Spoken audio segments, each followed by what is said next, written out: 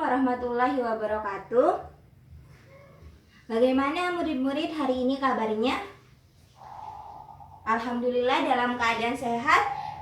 Semoga hari ini kalian bisa mengikuti mata pelajaran Ibu dengan semangat. Hari ini kita akan melanjutkan mata pelajaran yaitu mengenai keseimbangan pasar dan struktur pasar. Sebelum kita memulai pelajaran hari ini, alangkah baiknya kita berdoa terlebih dahulu. Berdoa dipersilahkan. Berdoa selesai. Gimana hari ini, sudah masuk semua? Ibu absen terlebih dahulu ya sebelum kita memulai pelajaran. Aisyah, Henry. Alhamdulillah hari ini kita masuk semua dan semuanya bisa mengikuti mata pelajaran Ibu pada hari ini. Oke, mata pelajaran hari ini melanjutkan mata pelajaran yang kemarin. Hari ini kita akan belajar mengenai keseimbangan pasar dan struktur pasar. Sebelum Ibu melanjut di materi ini, Ibu ingin mengingatkan kembali kepada kalian mengenai materi tentang pasar. Karena materi tentang pasar sudah pernah kalian dapatkan di SMP waktu itu. Hari ini Ibu ingin bertanya, apa yang kalian ketahui mengenai pasar itu sendiri? Silakan. Ya, benar. Kemudian? Ya, benar. Semuanya benar ya. Pasar itu adalah tempat orang jualan, tempat di mananya ada penjual dan pembeli. Jadi pasar itu adalah tempat di mana ada penjual dan pembeli, sehingga di dalamnya itu ada sebuah transaksi. Nah, kalau kita berbicara dengan pasar, maka kita akan berbicara mengenai harga, mengenai permintaan, mengenai penawaran. Dan semua itu akan kita pelajari pada hari ini. Nah, Bu, kenapa kami ini butuh belajar mengenai keseimbangan pasar dan struktur pasar ini? Jadi, Ibu meminta dan berharap terhadap kalian hari ini dalam mengikuti pelajaran Ibu harus benar-benar bersemangat dan benar-benar memperhatikan. Karena kalian itu adalah anak ekonomi. Dan anak ekonomi itu pada suatu hari nanti setelah kalian dewasa, pasti kalian ingin menjadi seorang pengusaha. Dan tentunya seorang pengusaha itu harus belajar, harus mengetahui bagaimana keadaan pasar, terus bagaimana keinginan konsumen, apa yang diinginkan konsumen pada saat itu, kemudian seberapa banyak minat konsumen terhadap barang kalian. Jadi karena kalian ini adalah seorang pengusaha, maka kalian harus belajar dari sekarang mengenai semua hal tersebut. Gimana, sudah semangat belajar? Alhamdulillah. Nah, hari ini Ibu akan menjelaskan kepada kalian mengenai metode dan media yang akan Ibu gunakan pada pembelajaran hari ini. Nah, kalau minggu kemarin Ibu mengajak kalian untuk bermain dengan stick, hari ini Ibu akan mengajak kalian bermain dan belajar kembali dengan bola. Jadi, metode yang akan Ibu gunakan hari ini adalah snowball throwing, di mana nantinya kalian akan Ibu beri tugas, yaitu masing-masing anak membuat satu pertanyaan. Dan kalian bukan hanya membuat pertanyaan, tetapi kalian juga harus mengetahui jawaban dari pertanyaan yang kalian buat. Dan nanti akan ada siswa yang melempar bola ini. Siapa yang terkena lemparan bola ini akan mengambil salah satu pertanyaan yang sudah dibuat oleh teman kalian. Nah, misalnya contoh ya, Ibu langsung beri contoh. Yang terkena lemparan bola itu adalah Aisyah. Kemudian Aisyah maju ke depan, dia mengambil satu pertanyaan dari semua murid yang ada di kelas ini, misalnya kena ke pertanyaan milik Hikmah. Maka Aisyah akan menjawab pertanyaan Hikmah. Kalau Aisyah bisa menjawab, maka seperti minggu kemarin Aisyah akan mendapatkan tambahan nilai 10 poin. Tetapi jika Aisyah tidak bisa menjawab, nilai Aisyah akan berkurang 10 poin. Nah, jika Aisyah ini benar menjawab pertanyaannya, kan tadi pertanyaannya milik Hikmah, maka nilainya hikmah yang berkurang 10. Tetapi kalau Aisyah tidak bisa menjawab pertanyaannya dan pertanyaannya dijawab oleh hikmah dan hikmah mengetahui jawabannya, maka nilainya hikmah yang bertambah 10.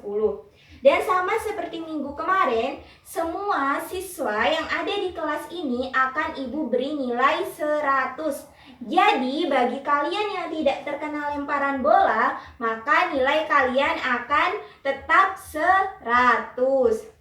Nah, jadi kalian harus berlarian di kelas ini. Jadi nanti semua meja diminggirin ya. Taruh di pinggir semuanya. Jadi kalian bisa lari ke sana ke sini untuk menghindari lemparan bola dari teman-teman kalian. Bagaimana, sudah paham cara bermainnya? Nah, karena sudah paham cara bermainnya, sekarang kita akan melanjutkan materi. Dan Ibu harap kalian benar-benar memperhatikan apa yang Ibu jelaskan hari ini. Agar kenapa? Agar kalian bisa menjawab pertanyaan dari teman kalian dan nilai kalian bisa bertambah, bukan malah berkurang. Oke, kita akan lanjutkan materinya. Yang pertama mengenai keseimbangan pasar dan struktur pasar. Kita akan belajar mengenai kurva permintaan dan kurva penawaran. Dimulai dari kurva permintaan. Apa itu kurva dimulai dari kurva permintaan, maaf ya. Apa itu kurva permintaan? Kurva permintaan adalah sebuah permintaan suatu barang itu akan bertambah jika harganya turun.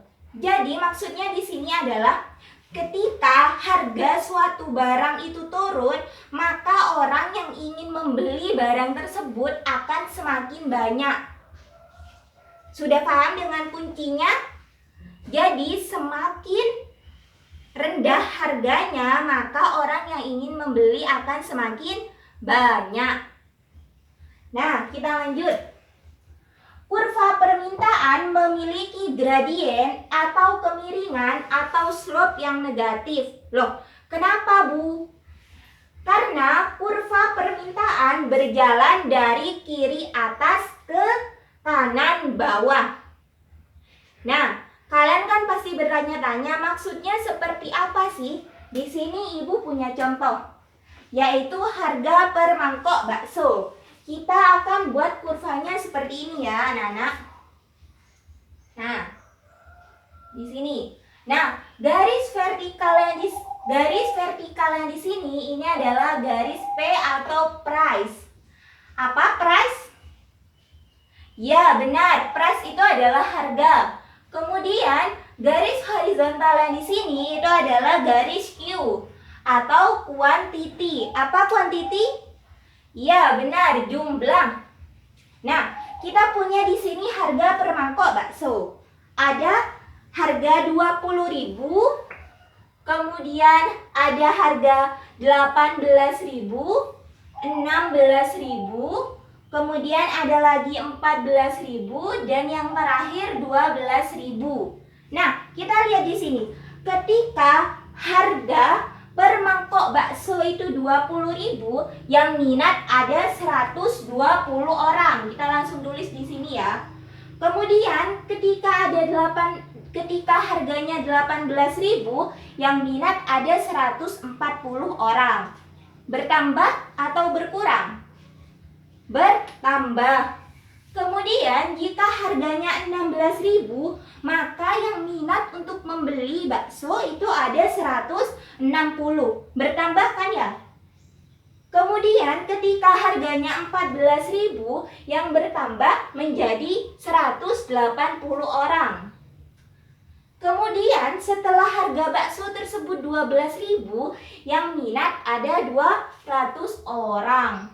Jadi anak-anak, ketika harga bakso tadi 20.000, yang minat hanya ada 120 orang. Tetapi setelah harga bakso itu turun menjadi 12.000, maka yang minat untuk membeli baksonya itu ada 200 orang. Semakin rendah harga baksonya, semakin banyak orang yang ingin membeli. Nah, sekarang kita tarik seperti ini. 20.000 itu ada 120.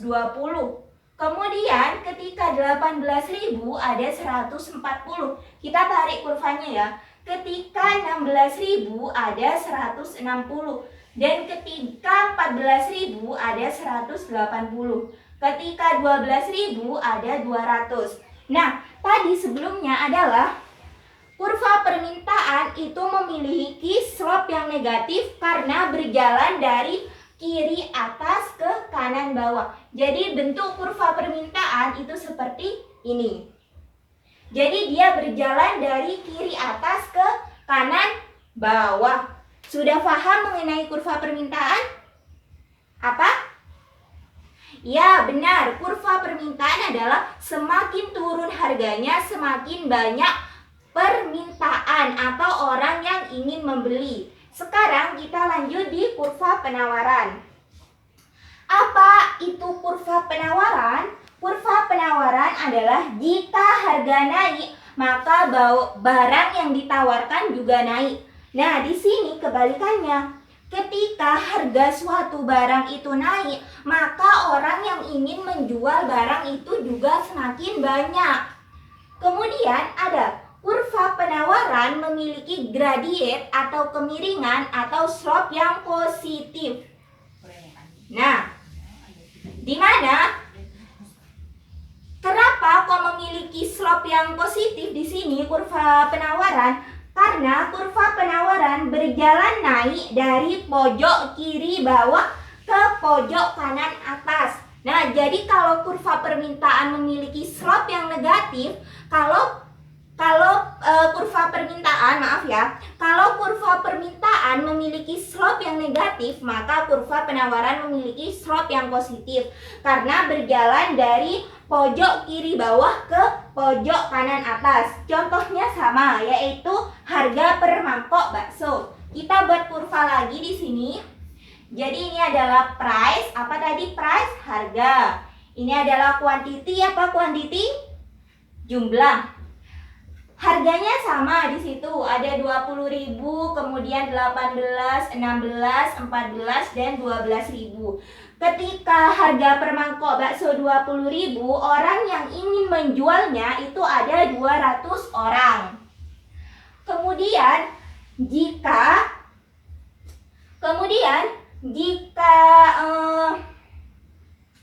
harganya 18.000, maka ada 180 orang. Dan ketika harganya 16.000 ada 160 orang. Kemudian 14.000 ada 140 dan ketika 12.000 maka ada 120 orang. Jadi di sini kebalikannya tadi, ketika harga per mangkok bakso itu mahal 20.000, yang minat untuk menjual bakso itu ada 200 orang. Kemudian ketika harga satu mangkok bakso itu 12.000, maka yang minat untuk menjual bakso itu ada 120 orang. Nah, kurva penawaran ini memiliki slope yang positif karena dia berjalan dari pojok kiri bawah ke pojok kanan atas. Jadi kita tarik kurvanya. Ketika 20 orang dia ada 200. Ketika 18.000 ada 180 orang yang ingin menjualnya. Kemudian ketika 16.000 ada 160. Ketika 14.000 ada 140 dan ketika 12.000 ada 120. Nah, ini kurvanya berjalan naik dari kiri bawah ke pojok kanan atas. Jadi kurva penawaran itu slope-nya positif karena dia dari naik. Kurvanya itu naik dari pojok kiri bawah ke pojok kanan atas. Jadi dia naik. Gimana mengenai kurva penawaran? Sudah paham? Sudah. Alhamdulillah. Benar. Apa Hendri? Kurva penawaran?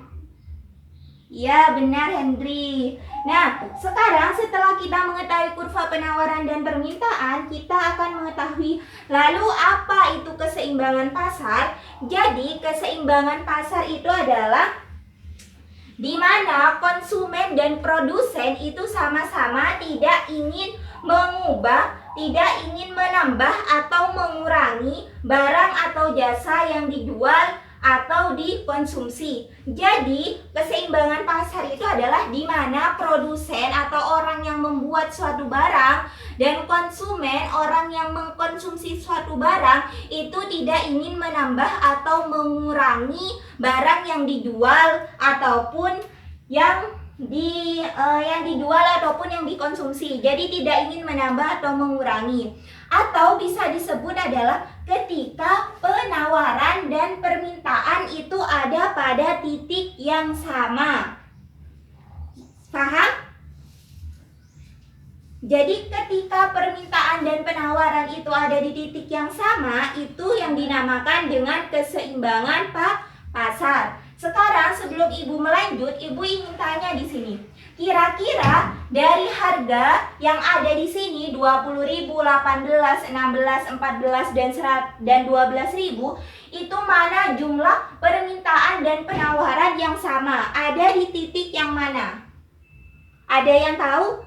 Jadi di sini di harga 20.000 sampai 12.000 ini jumlah permintaan dan penawaran atau orang yang meminta dan orang yang menawarkan untuk menjual itu yang sama ada di titik yang mana?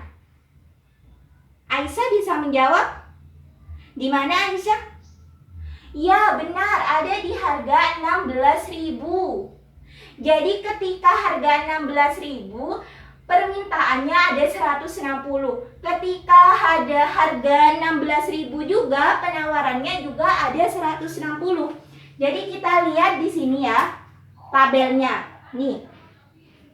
Ketika harga 120 barang yang ketika harga 20.000 barang yang diminta 120, barang yang ditawarkan 200. Orang yang menawarkan ada 200. Jadi di sini kelebihan apa?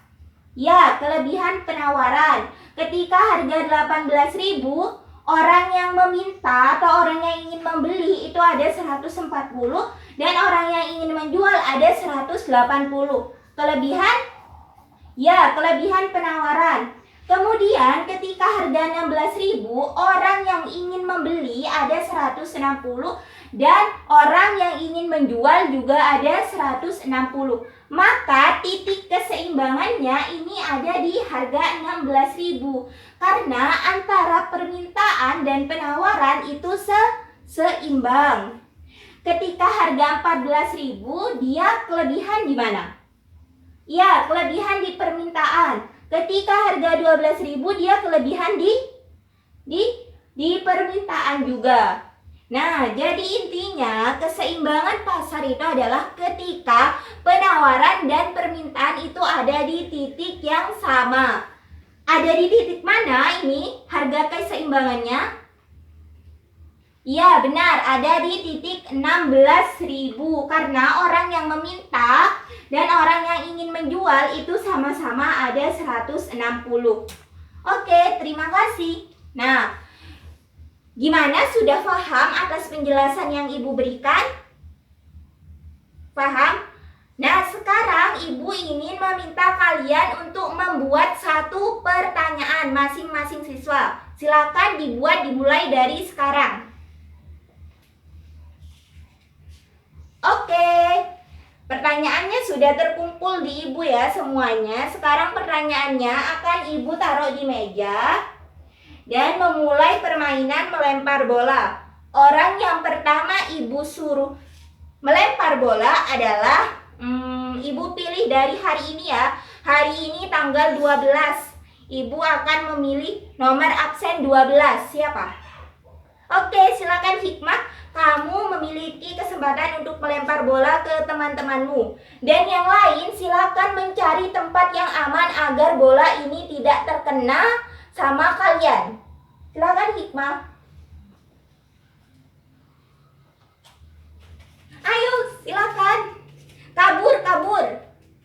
Jangan mendekat sama Hikmah biar bolanya nggak kena. Iya, ternyata siapa yang kena? Sofi yang kena. Silakan Sofi maju ke depan. Silakan kamu pilih pertanyaan yang ada di meja. Oke, pertanyaannya dari Pertanyaannya dari siapa, Sofi? Pertanyaannya dari Henry. Apa yang kamu ketahui mengenai keseimbangan pasar? Silakan Sofi dijawab. Ya, jawaban Sofi benar. Keseimbangan pasar itu adalah ketika permintaan dan penawaran ada di titik yang sama. Atau bisa dikatakan juga adalah ketika produsen atau konsumen itu tidak ingin menambah atau mengurangi barang yang dijual atau dikonsumsi ya Sofia. Oke Sofi, nilai kamu bertambah 10 menjadi 110 dan mohon maaf untuk Henry nilainya berkurang menjadi 90.